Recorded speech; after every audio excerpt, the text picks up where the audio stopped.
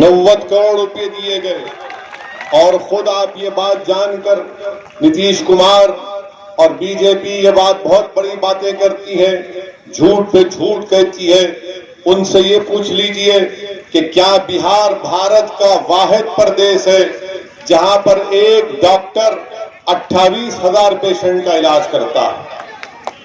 ये शर्म की बात है कि 15 साल आपको मिले हुकूमत करने के लिए और एक डॉक्टर 28,000 पेशेंट का इलाज करेगा।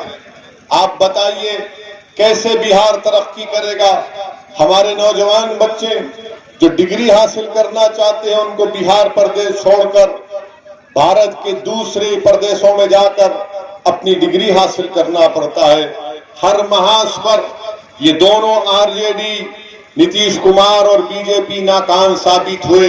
15 साल आरजेडी को मिले, 15 साल नीतीश कुमार और बीजेपी को मिले।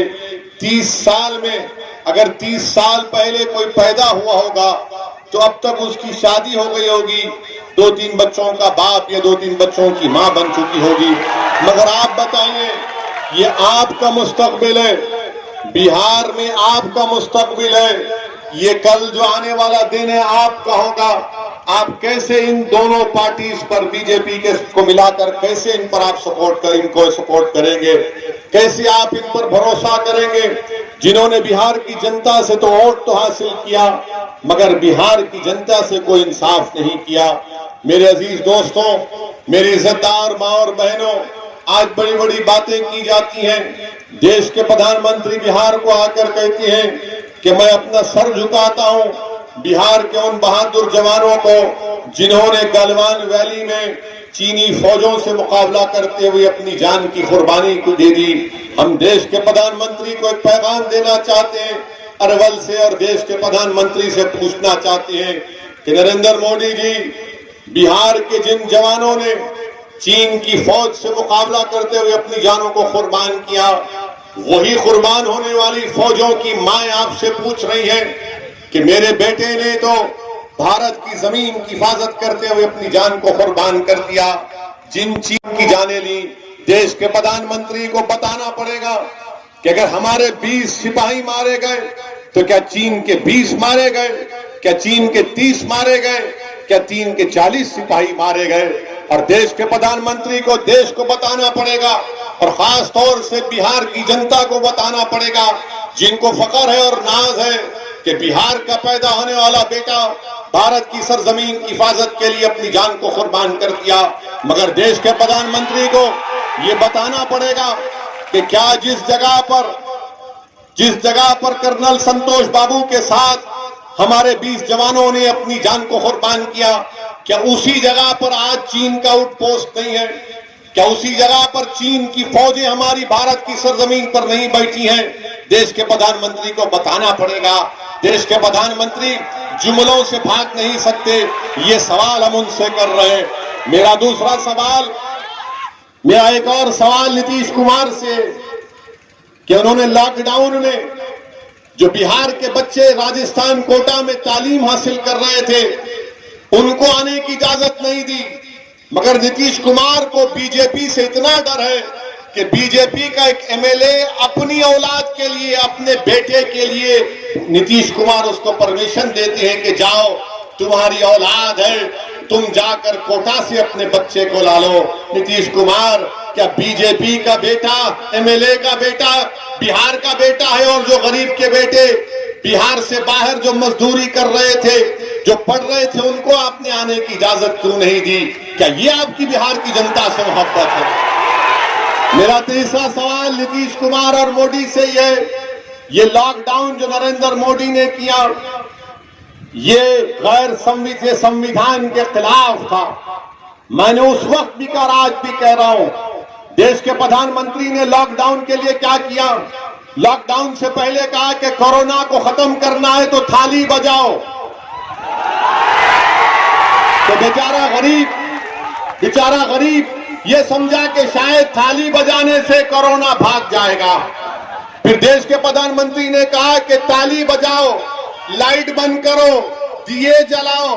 मगर देश के प्रधानमंत्री ये बताओ कि इतना सब करने के बावजूद भी भारत भारत में 1,17,000 भारतीयों की मौत क्यों हुई, इसका जिम्मेदार कौन है बताओ। 75 लाख से ज्यादा भारत में कोरोना के लोग, कोरोना को उनको वायरस हो चुका है। लॉकडाउन करने से पहले देश के प्रधानमंत्री अगर थोड़ा दिमाग से सोच लेते और माहिरीन से, एक्सपर्ट से पूछते तो कहते कि प्रधानमंत्री 5 दिन के बाद लॉकडाउन करिए। ये जो बिहार के 32 लाख हमारे नौजवान जो देश के कोने कोने में अपने पेट को काट कर अपने घर के दिए को जलाते हैं, अगर 5 दिन का उनको टाइम मिल जाता तो आराम से अपने अपने मुकामात से बिहार को आ जाते। मगर प्रधानमंत्री की तारीफ क्या करें कि 4 घंटे में लॉकडाउन, और लॉकडाउन उठाने के लिए प्रधानमंत्री ने 8 दिन का टाइम दे दिया। लॉकडाउन डालने से पहले 5 दिन नहीं दिए, टीवी पर आकर कहा कि भाइयों बहनों लॉकडाउन, फिर कहा भाइयों बहनों 8 दिन के बाद लॉकडाउन उठने वाला है। मेरे अजीज दोस्तों और बुजुर्गों, इसीलिए हम आपसे कह रहे हैं कि आज आपको ऐसी सरकार की जरूरत है जो हमारे बच्चों के स्कूल का इंतजाम करे। स्कूल सिर्फ नाम का ना हो बल्कि टीचर हो, डिग्री कॉलेज हो जहां पर लेक्चरर्स हो, और 3 साल का कोर्स 5 साल में नहीं 3 साल में चले, जहां पर करप्शन का खात्मा हो, शौचालय के लिए 2,000 रुपये नहीं, प्रधानमंत्री आवास के लिए 20,000 की रिश्वत नहीं। जो आज किसान परेशान है, चावल की मिलें बंद पड़ी है, ये अगर मिलें बंद पड़ी इस इलाके में तो क्या बिहार का मुख्यमंत्री ओवैसी था या आरजेडी और नीतीश कुमार और बीजेपी नहीं थे। मेरे भाई, मैं आपसे गुजारिश करने आ रहा हूं कि आपसे मेरी अपील है कि कल तक बिहार की आवाम को एक विकल्प नहीं था, कभी आरजेडी तो कभी नीतीश कुमार और बीजेपी थी। आज आपके सामने एक विकल्प है और हम आपसे वादा कर रहे हैं कि बिहार के वो पिछड़ा हुआ जो शख्स, जो गरीब, जो सबसे दबा हुआ है, कुचला हुआ है, गरीब है, जिसकी आवाज को आज, उसकी आवाज, उसकी तकालीफ को कोई सुन नहीं सकता, उन तमाम कमजोरों की आवाज कुशवाहा साहब के रूप में हम बिहार तक और बिहार के विधानसभा तक लेकर जाएंगे। आप यहां से आप हमारे भाई सुभाष चंद्र को कामयाब करिए ताकि पटना में बैठने वाले बड़े बड़े लोगों की नींदें हराम हो जाएंगी जब यहां से सुभाष चंद्र यादव कामयाब होगा। ये कामयाबी यकीनन हमारे सेकुलरिज्म की कामयाबी होगी। बीजेपी नीतीश कुमार 5 साल पहले गठबंधन के नाम पर वोट किया और हमको गाली देते थे कि ओवैसी वोट कटवा है। आरजेडी के लोग कहते थे कि बीजेपी को रोकना है। नीतीश कुमार बोलते थे कि मैं संघ मुक्त भारत करूंगा। कांग्रेस भी हमको बीजेपी का बी टीम बोलती थी। हम कांग्रेस से, आरजेडी से, नीतीश कुमार से पूछना चाह रहे हैं कि क्या तुमने 5 साल पहले बिहार की जनता को झूठ और धोखा देकर वोट हासिल किया?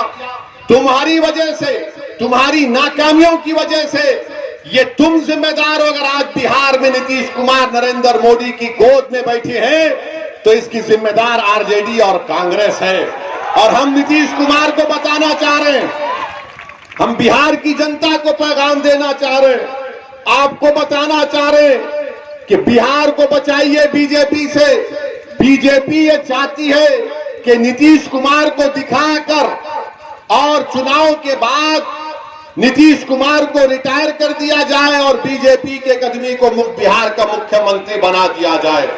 इसीलिए ये लड़ाई कुशवाहा और मोदी की लड़ाई है। इसमें आरजेडी, कांग्रेस, नीतीश कुमार नहीं है। एक तरफ मोदी है, दूसरी तरफ कुशवाहा है।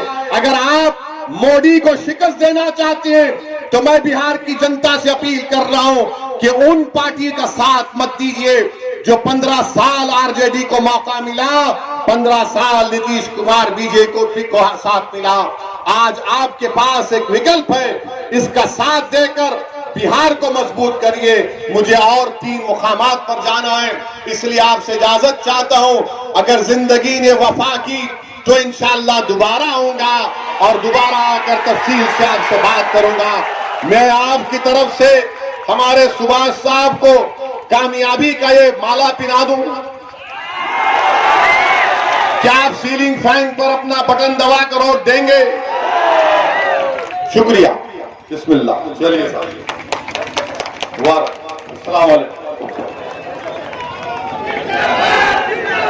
अरे देखो देखो कौन आया, नकीब वजीर जिंदाबाद। अरे देखो देखो कौन आया, असदुद्दीन ओवैसी जिंदाबाद, असदुद्दीन ओवैसी जिंदाबाद, असदुद्दीन ओवैसी जिंदाबाद, असदुद्दीन ओवैसी जिंदाबाद।